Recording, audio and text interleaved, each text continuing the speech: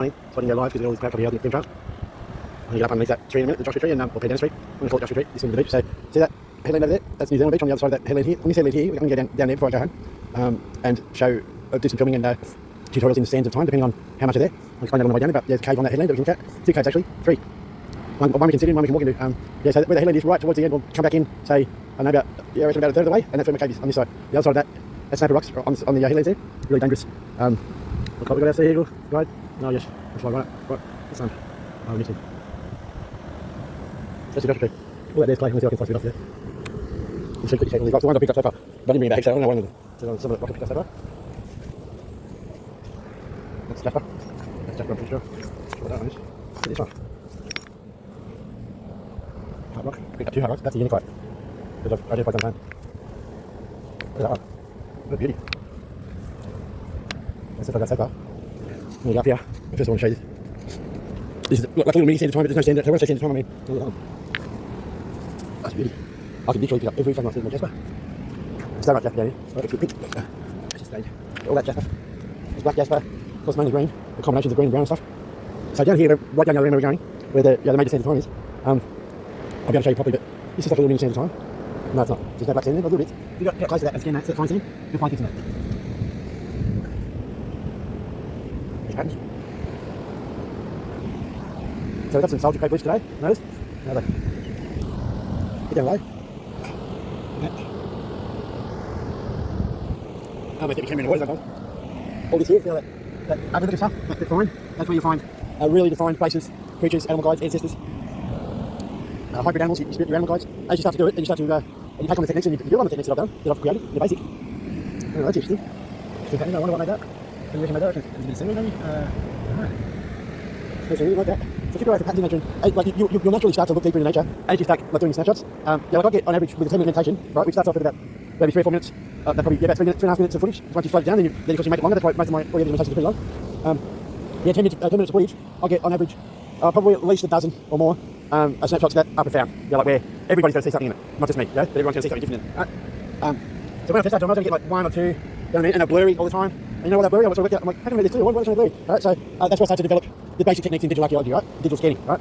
So I realised that because I'm doing snapshots, like I said, when I do photos, most of my good photos are like from a survey like this. So you see all these good angles here, right? Get down low, do as slow as possible. Slow as possible. The slower the better, because slower it is, the clearer your snapshots will be. So I was already doing that with the nature shots. So I just used that technique to apply that. I thought, well, why aren't my snapshots coming out clear? You know, when I really do get profound ones, they're blurry, right? And I quickly realised it was the way of filming it. So I was filming it too fast. And when you move, I was moving too fast as well, too sharp. Okay? So it's got to be like a scan. Like go like rub down like that, as slow as possible.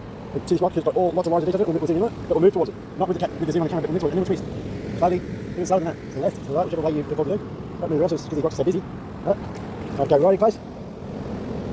Very close, that your camera focus, and then do some turns. Close turns, you can do a full 360 degree turn if you want. Right. The other thing too is...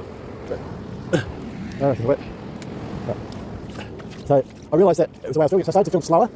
And you know, I'm a bit self-conscious and like, if I'm taking video and someone also rocks up, I'm likely to turn the video off and make them go. That's how I am. I'm more like private and it is still lack of confidence and lack of caring too much about what other people think, so I'm not working on. So yeah, it took me a little while to develop, like to really refine the filming, the intentional filming, right? And what over that time that took me, I guess I developed deeper intention because I've just fallen in love with the snapshots. Like I think each one of them is worth out in itself. Imagine each one of them on canvas in an archive.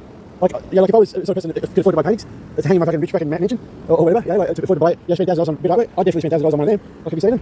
Like there's nothing. Every time I film something, it's always different. There's always new surfaces to find. So here's the surface I haven't done any scan to this. This is the first, right? So I'd probably get up on top of there, see that mossy's there, and like do a scan from down, looking down like that. See these details here, getting close, really close. Patterns in over here. Probably code or symbols in here. There's a pattern there. When you got crevices, get in the crevices. Used to be you find portals, right? Hollows of trees, you get in the hollows of trees, see that there? There's not much of it, but when you get right, that's really, really detailed. So you'll find some interesting places in that open rock there, right? So the digital scanning is basically just filming things intentionally, right? And filming it as close as possible. And if it's really interesting, it's got a lot of fucking detail, a lot of different lines and different surfaces on it, different colours. You know, like Earth is great, especially when you've got stones, sand, sticks, leaves, the amount of different things, mediums that you've got on the ground sometimes. Even man-made, sometimes mixture of man-made, because nature always takes over man-made stuff. It always becomes part of nature. So this is probably glyphs. And once you enhance all the colours and all your colour upgrades, we'll explain that later. All these lines here will pop. Right? So we're doing it right now, so I can already imagine how it will look. Holy shit, what the fuck is that? It's all that colouring moss up there, that orange. We'll get to that up there. that's a great example of something really, really amazing to see. That you spend hours doing excavation, which is when you get home, first of all you watch it, and straight away you'll see different images and faces in the footage, just as you sit there and watch it, and reminisce today, you might see a few things that you didn't notice, right, when you're in the present, and then you add the mirror tool, you apply the mirror tool to it, right, and then you slow the footage down. Right, so 30 seconds of footage will become like 2.5, 3 minutes, 4 minutes, once you slow it all down. Right, so you're filming it slow as possible, plus you're slowing it down to that. That's why it's very hard to make short ones, unless you edit them. But once you start adding the mirror tool, it's like 30 seconds footage. It's like, when I try and chop them down to accommodate Facebook, because they're being fairly short, and no one will watch anything more than 2 minutes or 1 minute, it's like, what bits do I chop out? Because all of it's good. It's just like, you get to a point where it's like, you don't want to show anything about it, so yeah, you can develop ways to get around that and just do short footage, but if you're in nature and you're immersed in nature, and as you start to do this into archaeology, you will, it's like if you're already connected to nature, right, you will, it's like you're only connected to what's on the surface at the moment. Right? Well, not necessarily what's on the surface. If you're a really connection, and you've got animal guides, and you're the sort of person that stops and looks at little wildflowers and stuff like that and takes photos, and you love nature like that, and then what it'll do is it'll, oh, some guys, it'll